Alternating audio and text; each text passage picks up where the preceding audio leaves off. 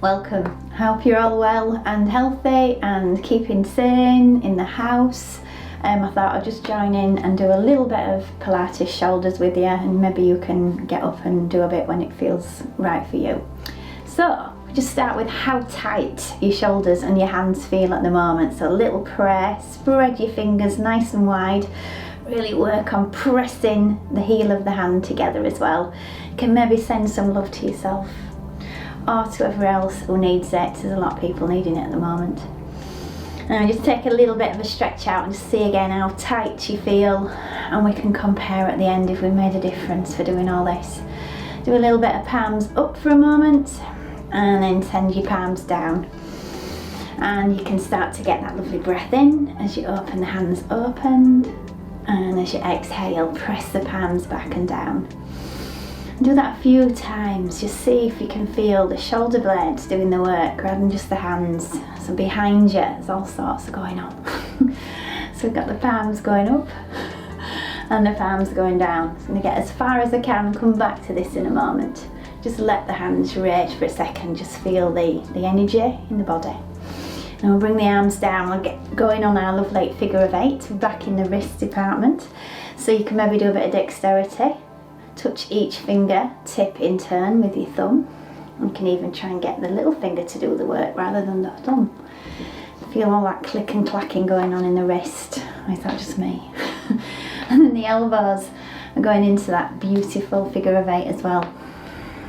And notice if you can get the shoulders working, the chest moving, the heart working, the breath. Yeah, a couple of figure of 8s on this side. And remember, absorb it. Notice the difference between this hand and the one that you're going to do in a moment. And we'll try the other side. So get going on the hands, the fingertips touch. Look what you're doing. Notice which finger's more comfortable making the movements. And really spread and open that hand. Get your wrist clicking again. Right on cue. And the figure of 8. Breath out, breath in. Breath out, breath in, just getting them a bit bigger. So which hand has been doing the most work this week? We'll go back and just check on them prayers again. Thumbs to the heart, send that message to yourself. Maybe bring in some elbows this time. Thumbs on the crown of your head. And a little bit of wow, W for a moment. Bringing the elbows down to your ribs. And try that again, take it back into that wow, that openness. Push the back of the hands to the wall behind you. Bring your elbows down to your rib cage. We'll try that once more. Breath in. Big wow, look at me. And then the elbows down to your rib cage. And release. Okay, bringing the arms up, up, up, up, up. Arm to your ear. Turn your head as your arm comes down. Look down at the earth. See if you can get that arm behind the back, between the shoulder blades and the lower back, and just hold it for a moment. Notice the tension. Notice yourself starting to relax. We'll breathe in, we'll reach up. We'll take his head the other way. We'll look down at the floor. Any difference? Mine's quite different on this side. Couple of breaths in, couple of breaths out. See if you can release. And try that again. Each time you're going for this stretch, you're going to go a little bit further out. Imagine that snow globe at the top, the side. We shall go to the bottom eventually. And again, breath in, reaching up. Full range of movement for that shoulder area. Looking down at the floor, is it getting any easier? So you may need to do that a couple more times. I'm going to just push the arm, if I can, a bit more vertically up the spine behind me. So rather than being like this position, it's going up behind the back, which is why my face is full in a funny face. Looking down at the floor, a few seconds here. And we're breathing in, and we're breathing out. So just turning around just to show you how rubbish I am, trying to get the back of the arm here. In a perfect world, we should be able to supinate the hand to the back as well without too much going on in the shoulder blade. So maybe try that once more. Breath in and take the arm behind your back. Have a look down at the floor. See if you can get that arm between your shoulder blades. Supinate the hand to the back of the body. Pulling funny faces now. And last time, breath in. turn your head, looking down at the floor. Get yourself feeling that shoulder. Okay, lovely. So let's get drawing the sword. So we're going to pick something out of the pocket here, and we're going to take that sword up into the diagonals.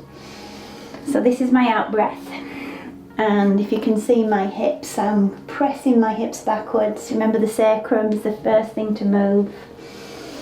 And I'm going that little bit further each time, maybe stretching into the opposite diagonal. See if you can exhale to the floor. Inhale here maybe, and last time let it go.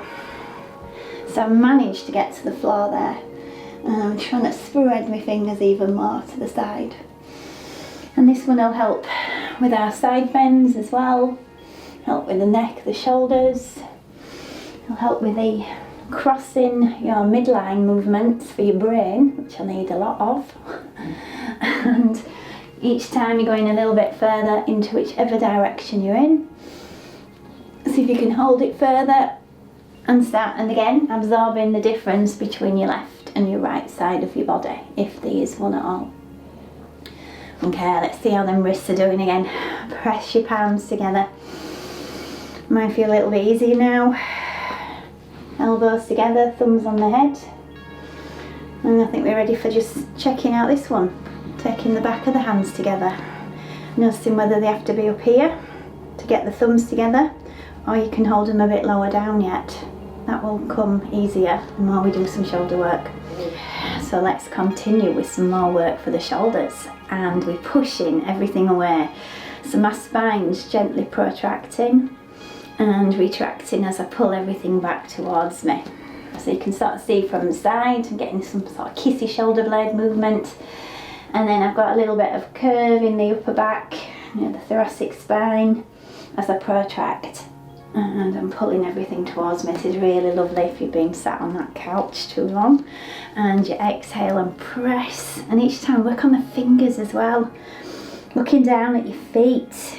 Check the facing forwards. And elbows towards your ribcage. Just do one more. Exhale. I'm going a little bit further each time with that as well. Push away. And pull it back. And my favourite one, the elbows into the rib cage here. Then you're going to try and keep pushing into the body as you open out. Brilliant for the shoulders, the shoulder blades. And relax on the in-breath. Push the elbows into your body, exhale. Feel like you're really holding something precious in the hands. At the same time, you're feeling the pressure coming into your body. And open, nice and wide. Just trying to get that little bit more each time I do this. And it looks like I've got a few more muscles when I do it as well. Okay, just relax the arms for a second, give yourself a shake, see how we're getting again. Palms together, nice spread of the fingers, getting the wrists going. And then that trying thumbs or the back of the hands together, trying to go a little bit lower, trying to get your thumbs together and drop your shoulders away from your ears. Okay, how's that neck feeling now? So tucking the chin, gliding the head back a little bit, just practice looking at your feet a little bit, maybe a bit of tuck, tuck, tuck, really looking down at the feet for a second. Your eyes are going to go up and eventually your head's going to follow, so don't force this extension, but just look with your eyes first, just let your neck release. And then again, we're looking with his eyes down first, we're going to tuck that chin and really get that neck nice and strong. So I should have made a double chin as well. And looking with your eyes as you go up.